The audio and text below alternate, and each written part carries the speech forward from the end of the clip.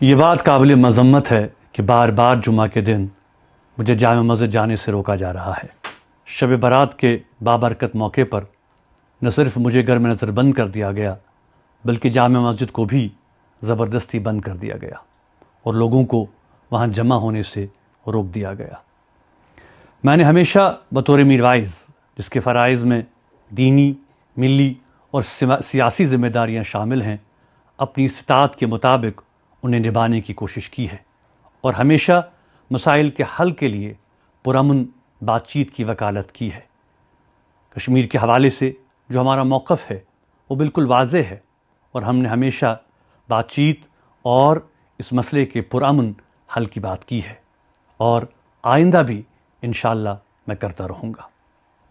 جامع مسجد سری نگر جو جموں کشمیر کے مسلمانوں کے لیے خاص اہمیت کی حامل جگہ ہے، اسے آئے روز بند کرنا، اس پر بندشیں لگانا نہ صرف پورے جموں کشمیر کے عوام کے لیے شدید تکلیف دہ ہے بلکہ اس طرح کے اقدامات سے عوام کے جذبات کو سخت ٹھیس پہنچائی جا رہی ہے، جو خصوصیت سے جمعۃ المبارک کے دن وہاں دور دراز علاقوں سے آتے ہوئے وہاں جمع ہوتے ہیں اور وہاں قال اللہ قال رسول اللہ صلی اللہ علیہ وسلم سننے کے لیے آتے ہیں، اور اس طرح سے جامع مسجد کو بار بار مقفل کرنا انتہائی افسوسناک عمل ہے۔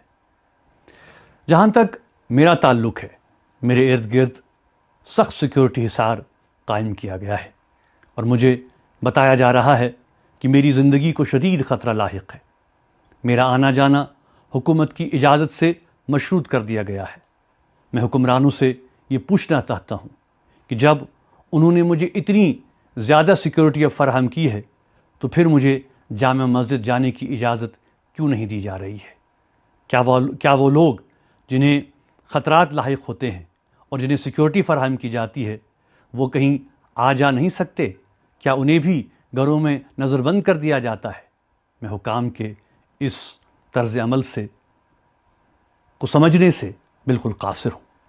میں ایک بار پھر حکام سے اپیل کرتا ہوں کہ وہ میری ذاتی آزادی اور حقوق کی خلاف ورزیوں کا سلسلہ بند کرے اور مجھے جمعہ کے دن جامع مسجد جانے سے نہ روکے۔ یہ میرے لیے اور ان ہزاروں لوگوں کے لیے انتہائی تکلیف دہ ہے جو وہاں قال اللہ قال رسول اللہ سننے کے لیے جمع ہوتے ہیں۔ میں حکومت سے یہ بھی مطالبہ کرتا ہوں کہ جامع مسجد سری نگر جو جموں کشمیر کے مسلمانوں کا ایک مذہبی اور روحانی مرکز ہے، اسے بند کرنے کے عمل سے باز آئے۔